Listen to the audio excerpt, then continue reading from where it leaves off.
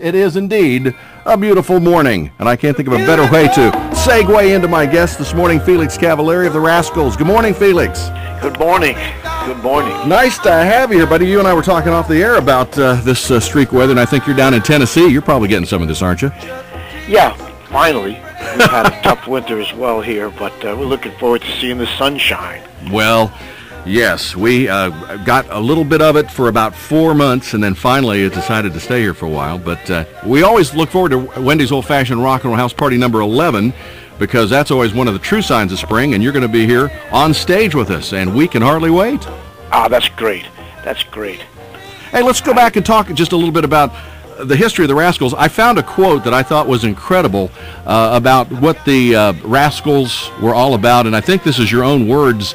When the group was formed, you dubbed the sound that the Rascals had, of course, Beatles being a major influence. Do you remember exactly how that quote went? Oh, no. I remember where you're going with that, but I don't remember that, no. But it was so eloquently put as to the sound that the Rascals created, the so-called, blue-eyed soul. But that was all a kind of a design. Tell me about that. Well, basically, it's sort of the same thing as having an accent, whether you be from the South or from the North. You may be saying the same words, but it's coming out a little different way. Right. And basically, that's what was happening. We were doing songs and thinking that we were doing them like, the people that came from overseas, the British invasion, but it wasn't. It was in a more R&B direction. But it was more, not a real conscious thing. It was Right. like a natural thing. I think I found it here. It's your words, Marvin Gaye's voice, Ray Charles's piano, Jimmy Smith's organ, Phil Spector's production, and the Beatles' writing. And boy, I tell you what, it all came together, didn't it? Well, boy, that's quite a package there. I've got to remember that one. Yeah. You said it. It was a direct That's a quote. good one. Yeah, from Felix Cavaliere. Well, when you first started out, of course, you were on a great record label with a lot of great support for the kind of different sound that you guys were putting out. Absolutely. Well, actually, we were the first white group to be on the Atlantic label. Right. And it was, it was quite an honor because that was the majority of my record collection was that Atlantic and Motown. Right. Between jazz, R&B, and they had not really gotten into the new world, so to speak, of groups. So we were the first ones there, and it was exciting because, it was a very small label at the time. So when we did get a hit record, which was Good Lovin', we were really appreciated there. I mean, let me tell you, all of a sudden, money started coming into them as well. Yeah. And then they started to branch out, and of course, later years they had the Stones and they had Zeppelin, but that was the beginning of it. Rock and roll is now about 56 years old. I did an article about that about a week ago, and it's amazing.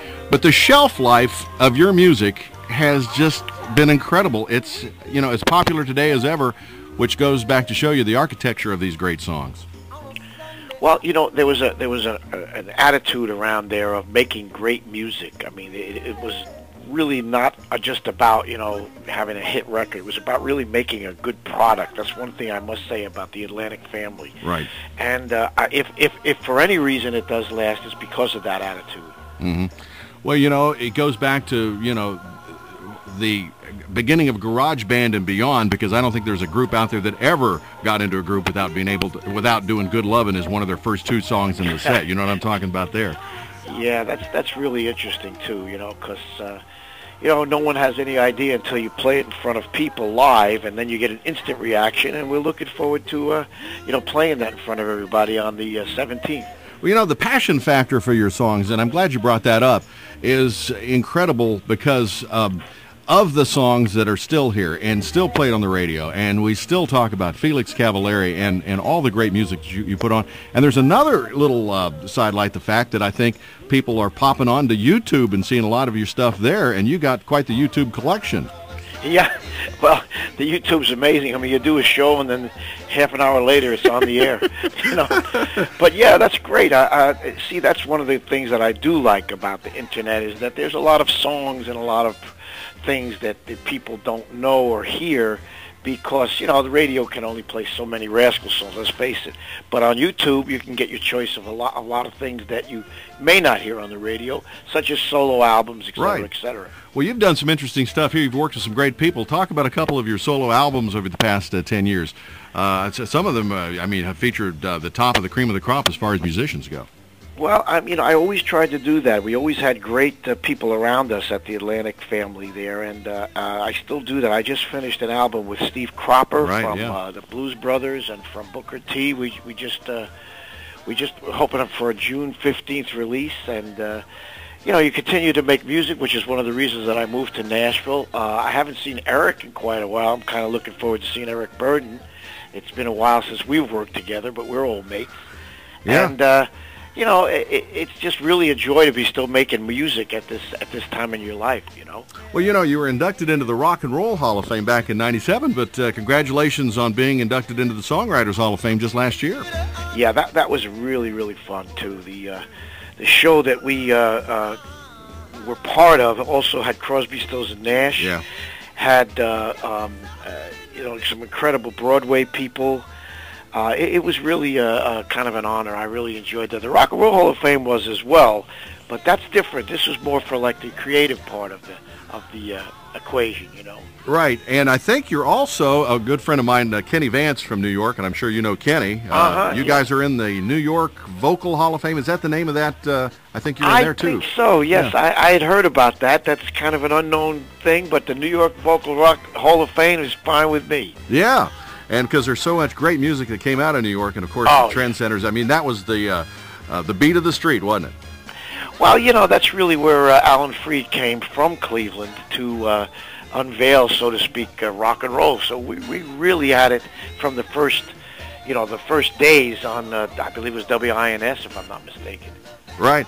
I've got to ask you about one thing. We were just talking about YouTube a few minutes ago and how it's expanded the horizons for things that you've done in the past, great videos and actually music. But I got to ask you about an appearance that happened, I'm guessing back in the early 80s, when Regis Philbin became a Rascal. Do you remember that? I do, yes. It's hard to forget that one, isn't it? Yes. Was that as painful as it looked at the time, as I think you guys were doing Good Lovin' or something, and there was Regis in the middle of it all that? Well, he's a character, I mean, he really is. I mean, my God, talk about longevity. He's still on the air. He must have been on the air his whole life.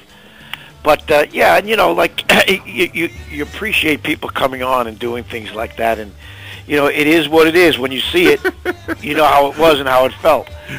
Yeah, but it was fun. I got to say one thing. Absolutely. He's a good guy. The one thing you guys have always been, you call it whatever you want to call it, Blue-Eyed Soul, America's frat band, or whatever, you guys have never been accused of not having fun.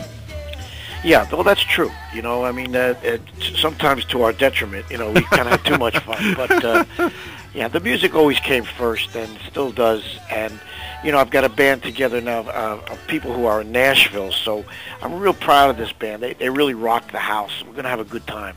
Now, are you going to, when you come north to the Vern Rife Center on the 17th, you're going to have some product? I know you're going to be doing a little merchandising. You're going to have some of your new stuff? Well, we try to bring some with us. With the airlines the way it is today, it's kind of hard to carry too much stuff. But I have an album that we did of the live version that I try to sell at the show, and the new one is not out yet, the Cropper one. But I have the first one that we did. I'm going to bring that one as well. Well, make sure you bring one to your disc jockey friend Steve, because I would love to be playing it up here, because we are super, super fans, and it is going to be a great night, Felix, and we hope we're going to... They say about Portsmouth, this is where Southern hospitality begins, and we hope that you come and take some home with you. Oh, well, that's great. I'm looking forward to some Southern hospitality. Well, it's going to be a fun night. Felix Cavaliere of the Rascals, and we're looking forward to your show. I've been also telling people to go on to YouTube, because there's a great medley of what you guys are doing right now. It's about a 5-minute medley with all the songs and beyond, and it kind of captures the electricity that I think people are going to see April 17th. That's exactly right. That's the live show, and thank you very much. I appreciate it. Looking forward to seeing everybody. All right, Felix, well, you have yourself a great day, and I know we can't wait until the 17th, and travel safe, my friend. Thank you very much. Okay, bye-bye. See ya.